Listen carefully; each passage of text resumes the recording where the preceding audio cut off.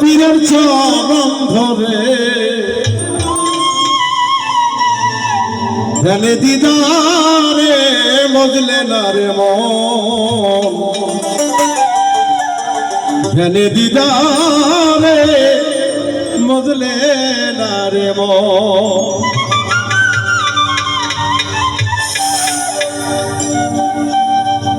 দাওয়াত হাসিল করে পীরের চরণ ধরে, দাওয়াত হাসিল করে পীরের চরণ ধরে ধ্যানে দিদারে মজলে না রে মন, ধ্যানে দিদারে মজলে না রে মন।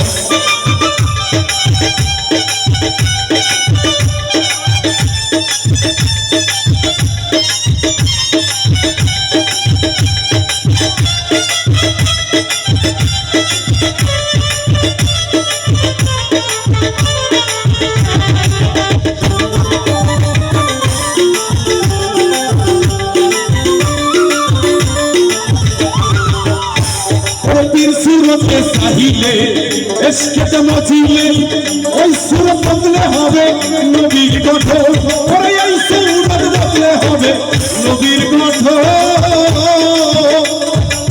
सूरत साहिले इश्क मचिले ओई सूरत बदले होवे नबीर कठोर और এই सूरत बदले होवे नबीर कठोर সেই নবীর নূরে সর্বনন্দ নূরে, সেই নবীর নূরে সর্বনন্দ নূরে, সেই নবীর নূরে সর্বনন্দ জুড়ে হইয়া যাবে তোমার দিলেতে রোশন, ধ্যানে দিদারে মজলে না রে মন।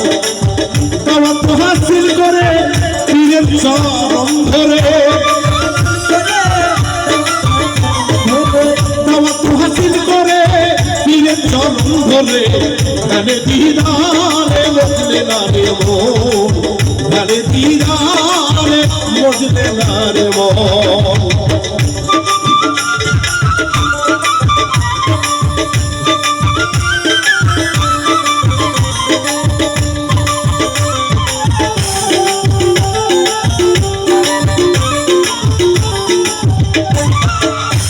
আমার ভক্ত আমার কাছে জিজ্ঞাসা করেছে যে দয়াল গুরু কেন ধরতে হবে, মুর্শিদ কেন ধরতে হবে? বাবারে গুরু কেন ধরতে হবে এটা বোঝাইতে গেলে গাদিনী ঘুরে বিদায় হজে যখন আমাদের নবী করিম সাল্লাল্লাহু আলাইহি ওয়াসাল্লাম ভাষণ দিতেছিলেন, 6 লক্ষ মতান্তর 3 লক্ষ সাহাবা লয়ে, ওই সময় উনি সাহাবাগণের উদ্দেশ্যে বলেছিলেন, আমি ইসলাম পরিপূর্ণ করে রেখে যেতে পারলাম না, আমার সময় খুব অল্প, তাই আমাকে যারা পাইতে চাও তারা জানো আমার আলীর হাতে হাত দিয়ে বায়াত গ্রহণ করে নেয়। ওইখানে সকলে চিল্লায়া সেদিন আলীর কাছে বায়াত হয়েছিলেন। সেই কাদির এখন থেকে বলা যায় যে আমাদেরকে আসলে সত্যি সত্যি একজন গুরু ভক্ত হইতে গেলে, রাসূলের সুন্নাহ পাইতে গেলে আমাদেরকে সত্যি সত্যি একজন কামেলে মুর্শিদের হাতে হাত রেখে বায়াত গ্রহণ করতে হবে। গুরুর হাতে হাত দেওয়ার অর্থ, গুরু হলো পথ প্রদর্শক, তোমাকে অন্ধকার থেকে আলোর জগতে নিয়ে আসবে, পাপের জগৎ থেকে পূর্ণের জগৎ থেকে অগ্রসর করাবে।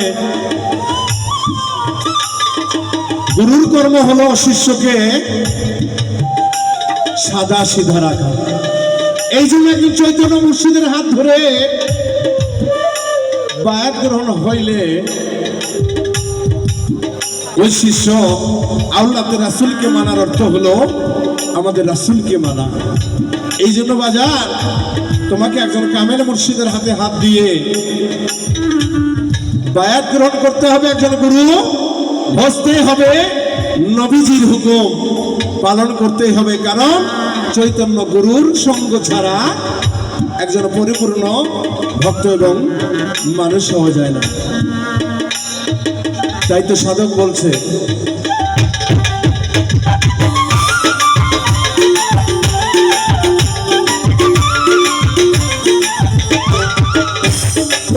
যদি সে মেলে তালা কমে যায় খুলে আনা ফিল্লার হালে ভুলিবে আপন।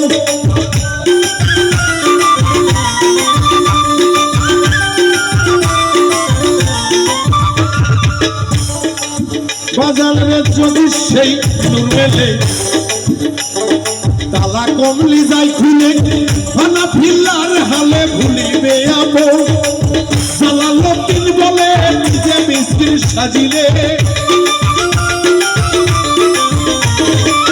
জালালউদ্দিন বলে নিজে মিস্ত্রি সাজিলে আপনার সামনে সেদিন দেখবি নিরঞ্জন।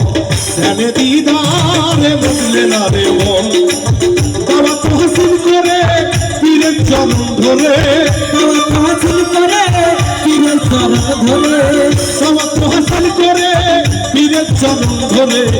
ধ্যানে দিদারে বদলে না রে মন, ধ্যানে দিদারে বদলে না রে মন।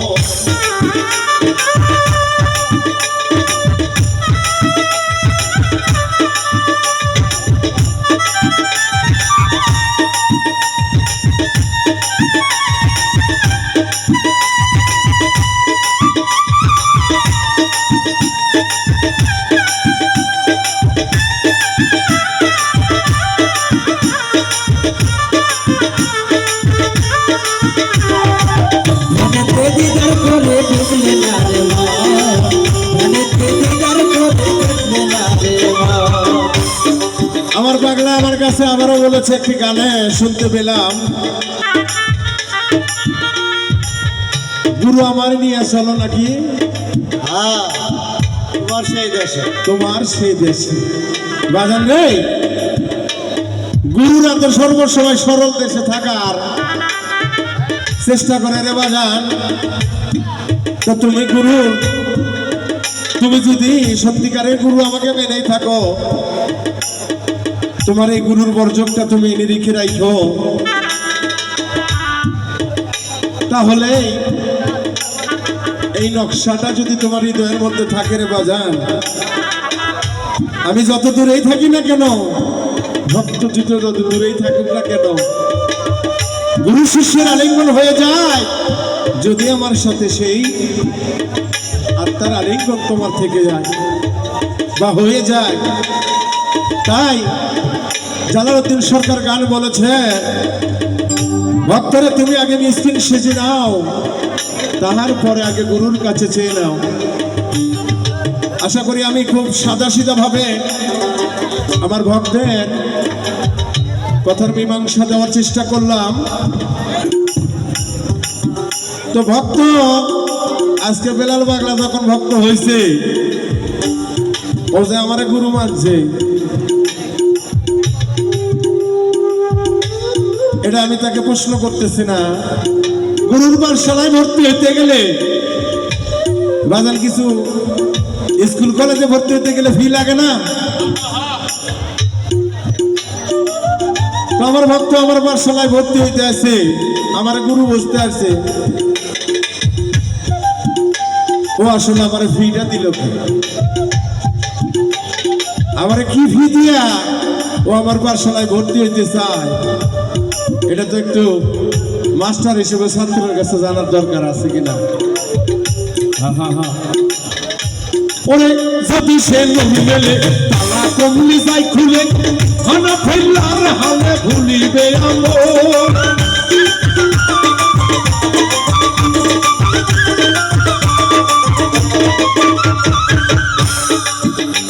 ওরে যদি সে নবী মেলে তালা কমলি যাই খুলে হানা ফেলার হালে ভুলিবে আপন জালালউদ্দিন বলে নিজে মিস্ত্রি সাজিলে জালালউদ্দিন বলে নিজে মিস্ত্রি সাজিলে জালালউদ্দিন বলে নিজে মিস্ত্রি সাজিলে আপনা সুরতে সেদিন দেখবি নিরঞ্জন ধ্যানে দিদারে বসলে না রে মন তবা তো হাসিল করে পীরের চরণ ধরে তবা তো হাসিল করে পীরের চরণ ধরে ধ্যানে দিদারে বসলে না রে মন ধ্যানে দিদারে বসলে না রে মন ধ্যানে দিদারে বসলে না রে মন ধ্যানে দিদারে বসলে না রে মন